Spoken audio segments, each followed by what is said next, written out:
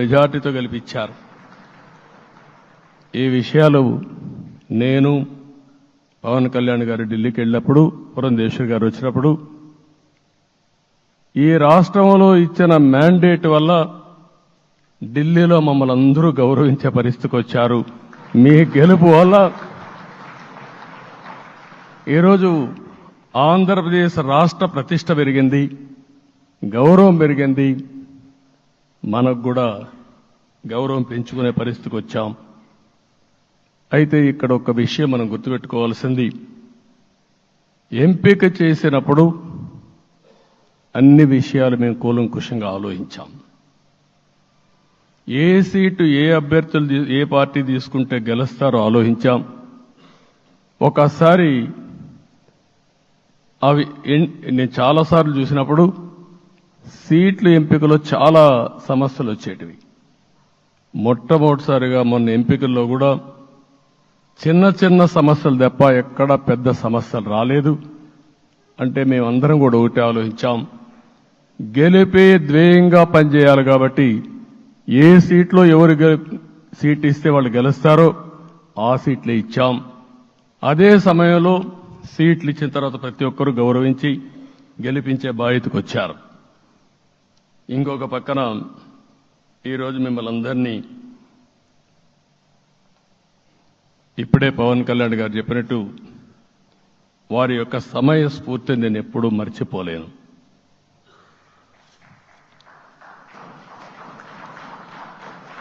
మొట్టమొదటిసారిగా నేను జైల్లో ఉన్నప్పుడు వచ్చాడు. వచ్చినప్పుడు నన్ను పరామర్శించాడు. బయట వచ్చి ఈ రాష్ట్రం అంత మునుపు చెప్పినా, అంత మునుపు అనేక సందర్భాల్లో ప్రభుత్వ వ్యతిరేక ఓటు చేయకూడదని చెప్పారు. కానీ నన్ను చూసి బయటికి వెళ్ళిన తర్వాత ఈరోజు తెలుగుదేశం జనసేన పొత్తు పెట్టుకుంటున్నామని చెప్పిన మొదటి వ్యక్తి పవన్ కళ్యాణ్ గారు. అప్పటికే బీజేపీతో పొత్తుంది.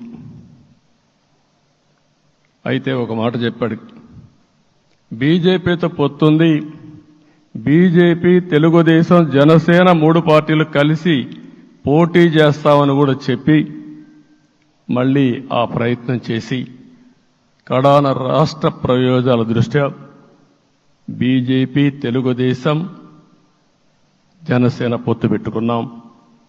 మనస్ఫూర్తిగా ఆయన అభినందిస్తున్నా. ఆ రోజటి నుంచి ఎలాంటి పొరపచ్చాలు లేకుండా కలిసి పనిచేశారు. మాకు కొన్ని అనుమానాలు ఉండేటివి, ఓటు ట్రాన్స్ఫర్ అవుతుందా లేదా, ఓటు ట్రాన్స్ఫర్ కాకపోతే ఎక్కడన్నా సీట్లు నష్టపోతామని. అందుకే మీరు ఒకసారి చూస్తే ఎన్నికలు మొత్తం సెట్ అయింది, నామినేషన్స్ వేసాం, ముందుకెళ్ళాం. అదే సమయంలో మొట్టమొదటిసారిగా కొవ్వూరులో 3 పార్టీల నాయకులు కలిసి, నేను, పవన్ కళ్యాణ్ గారు, పురంధేశ్వరి గారు ముగ్గురం కలిసి ఫస్ట్ మీటింగ్ అడ్రస్ చేశాం. అక్కడి నుంచి 6 జిల్లాల్లో మేమిద్దరం కలిసి తిరిగాం. బీజేపీ నాయకులు కలిసి వచ్చారు. ఆ తర్వాత మొట్టమొదటిసారిగా అమిత్ షా గారు ఏదైతే అనంతపూర్లో ధర్మవరం కాన్స్టిట్యున్సీకి వచ్చారు. నేను మొన్న నేషనల్ మీటింగ్లో కూడా చెప్పాను. ఆయన వచ్చినప్పుడు చాలా స్పష్టంగా ఎందుకు మేము పొత్తు పెట్టుకున్నామనే విషయాలు చెప్తూ ఈ ప్రభుత్వ అవినీతిని ఎండగట్టారు, సూటిగా మాట్లాడారు. ఆ ఒక్క మీటింగ్తో రాష్ట్రం మొత్తం ఒక నమ్మకం వచ్చింది. బీజేపీ కూడా పూర్తిగా ఈ కూటమిని సపోర్ట్ చేస్తున్నారనే కాకుండా ఈ రాష్ట్రానికి ఏ అవసరం ఉందో చెప్పగలిగారు. అది అయిన తర్వాత ప్రధానమంత్రి గారు వచ్చారు. మొట్టమొదటి మీటింగ్ మీరు చూస్తే ఇక్కడనే రాజమండ్రిలో పెట్టారు. రాజమండ్రిలో స్పష్టత ఇచ్చారు, దేని అనకాపల్లిలో స్పష్టత ఇచ్చారు. తర్వాత రాజంపేటలో మాట్లాడుతూ చాలా క్లియర్గా చెప్పారు, ఇదే విజయవాడకు వచ్చినప్పుడు రోడ్ షో పెడితే నా జీవితంలో ఎప్పుడూ చూడలేదు, ప్రధానమంత్రి గారు కూడా అదే చెప్పారు, బ్రహ్మాండమైన రోడ్ షో విజయవాడలో జరిగిందని ప్రధానమంత్రి గారు కూడా అభినందించే పరిస్థితికి వచ్చారు. ఇవన్నీ కలయికే మన విజయం. ఈ విషయం మనం గుర్తుపెట్టుకోవాల్సిన అవసరం ఉంది. మీరు కష్టపడ్డారు. నేను చాలా ఎన్నికల్లో చూశాను. అందరూ అభ్యర్థులు కూడా ఈ ఎన్నికల్లో కష్టపడిన విధానం కానీ ఇంత కష్టం నేను ఎప్పుడూ చూడలేదు. ఒక్క మాటలో చెప్పాలంటే ప్రతి ఒక్కరూ మనసు పెట్టి పనిచేశారు. అందుకే ఈ గెలుపు వచ్చిందని చెప్పి కూడా నేను మీకు తెలియజేస్తున్నా. మీ అందరి సహకారంతో రేపు ప్రమాణ స్వీకారం చేస్తున్నాను. దానికి మీ అందరికీ ధన్యవాదాలు. రేపు ప్రమాణ స్వీకారానికి నరేంద్ర మోడీ గారు ప్రధానమంత్రిగా వారు వస్తున్నారు. అదే మరిగా ఎన్డీఏ నాయకులు వస్తున్నారు. ఇది ఒక అరుదైన అనుభవం. అంటే నేను 4వసారి ముఖ్యమంత్రిగా ప్రమాణ స్వీకారం చేస్తున్నాను కానీ ఈసారి దీనికి ఉండే ప్రాధాన్యత, ప్రజలు మన మీద పెట్టుకున్న నమ్మకం, నష్టపోయారు, ఇబ్బందులు పడ్డారు, మన మీద హోప్ పెట్టుకున్నారు. తిరిగి నేను ఒక్కడినే చేసే కార్యక్రమం కాదు. అందరం సమిష్టిగా మళ్లీ ప్రజలకు రుణం తీర్చుకునే సమయం ఆసన్నమైంది. దానికి ఈ రాష్ట్రానికి పూర్తిగా కేంద్ర సహకారం అవసరం. నిన్న పోయినప్పుడు కూడా నేను చాలా స్పష్టంగా కేంద్ర నాయకత్వాన్ని కోరాను. అటు అమిత్ షా గారిని, అదే మరి ప్రధానమంత్రి గారిని అందరినీ కోరాం. పూర్తిగా సహకరిస్తామని వారు హామీ ఇచ్చారు.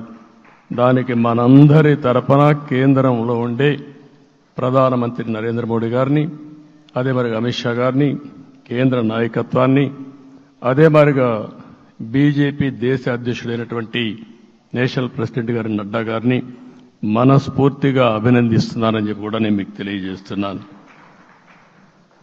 ఈరోజు 40 సంవత్సరాలుగా రాజకీయాల్లో ఉన్నాను. నేను ఎప్పుడు కూడా రాగద్వేషాలకు అతీతంగా రాజ్యాంగంలో ఏదైతే మనం ప్రమాణం చేస్తామో రాజ్యాంగాన్ని అనుసరించి అదే విధంగా పనిచేశాను. మళ్లీ ఈరోజు మీ అందరికీ హామీ ఇస్తున్నా. నాకు అలవాటు ప్రజల కోసం కష్టపడడం, అవిశ్రాంతంగా పనిచేయడం, పోరాటాలు మాత్రమే నాకు తెలుసు. ప్రజాహితం మాత్రం తెలుసు. తప్పకుండా దాన్ని నిలబెట్టుకుంటా. ఇన్ని దశాబ్దాలుగా కూడా ప్రతి అడుగు కూడా మీరు ఒకసారి చూస్తే ప్రతి ఆలోచన, తపన అన్నీ కూడా ప్రజల కోసమే చేశాం. ఈరోజు మనకిచ్చింది ప్రజల అధికారం కాదు. ఇది ఒక పవిత్రమైన, అత్యున్నతమైన బాధ్యత మనకు అప్పచెప్పారు. ఈ విషయం అనుక్షణం ప్రతి ఒక్కరూ మనం గుర్తుపెట్టుకోవాల్సిన అవసరం ఉంది. నేను 14 సంవత్సరాలు దగ్గర ముఖ్యమంత్రిగా ఉన్నాను. 15 సంవత్సరాలు ప్రతిపక్ష నాయకుడిగా పనిచేశాను. ఎన్నో సవాళ్లు చూశాను, ఎన్నో సంక్షోభాలు చూశాను. ప్రతి ఒక్క సంక్షోభాన్ని ఒక అవకాశంగా మలుచుకుని ముందుకు పోయాం. ఈరోజు కూడా మీకు అందరికీ, ఈరోజు రాష్ట్రంలో మనం చూస్తే చాలా సమస్యలున్నాయి. నా అనుభవాన్ని మొత్తం తీసుకుని పూర్తిగా మీ అందరి సహకారంతో, మిత్రులు పవన్ కళ్యాణ్ గారి సహకారంతో పేద ప్రజల జీవితాలను మార్చడానికి అనునిత్యం ఆలోచిద్దాం. అది చేసి మన నిజాయితీని, మన కృతజ్ఞతని ప్రజలకు తెలియజేద్దాం. అందుకని ఇంకొక పక్క మీరు ఆలోచిస్తే రాష్ట్రం పూర్తిగా శిథిలమైపోయింది. దెబ్బతినని వర్గం అంటూ లేదు. అందుకనే ఓసారి ఆశ్చర్యం కూడా వేస్తుంది. ఈ రాష్ట్రం నుంచి కూలి పనుల కోసం వేరే రాష్ట్రాలకు వెళ్లిన వ్యక్తులు సొంత డబ్బులు పెట్టుకుని వాళ్ళ యొక్క ఫుడ్ కూడా పాకెట్స్ తయారు చేసుకొని వచ్చి ఓటేసి మళ్ళీ వెళ్ళారు. ఇది ఊహించని పరిణామం. ఇక్కడుండేవాడు ఓటేయడం ఒక ఎత్తైతే, పేదవాడు చిన్న చిన్న పనులు చేసుకునేవాడు కూడా వచ్చి ఓటేశారు. ఎక్కడో అమెరికా, ఆస్ట్రేలియా, ఆఫ్రికా విదేశాల్లో ఉండే ఎన్ఆర్ఐస్ అయితే లక్షల రూపాయలు ఖర్చు పెట్టుకొని వచ్చి పనిచేశారు. లక్షల రూపాయలు ఖర్చు పెట్టుకొని వచ్చి మనకు ఓటేశారు.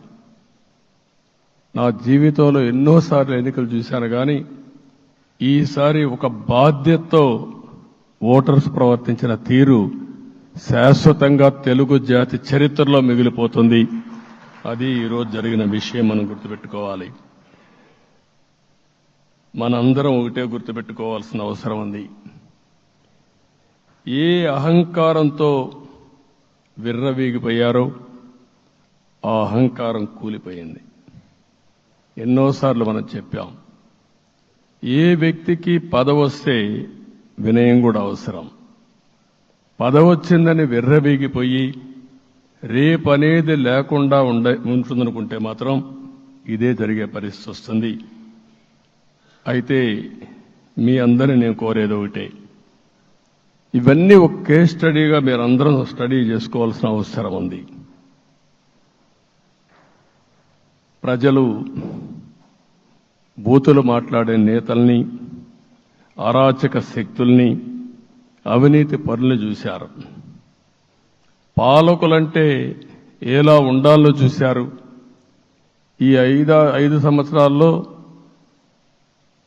పాలకుడు ఎలాంటి వాడు వచ్చి అర్హత లేని వ్యక్తి ఏ విధంగా ఉన్నాడో చూశారంటే, ఈరోజు ఇచ్చిన తీర్పు ఈ 5 ఏళ్లు పరిపాలించినటువంటి వ్యక్తి యొక్క ప్రవర్తన చూసిన తర్వాత ఇలాంటి వ్యక్తి పాలనకు పనికిరాడనే ఉద్దేశంతో ఓట్లు చేసే పరిస్థితికి వచ్చారు.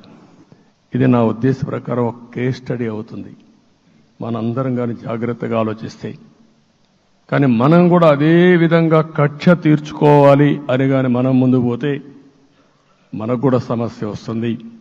అదే సమయంలో ఒకటే చెప్తున్నా, తప్పు చేసిన వాడిని క్షమించి పూర్తిగా వదిలిపెడితే కూడా మళ్ళా అలవాటుగా మారుతుంది.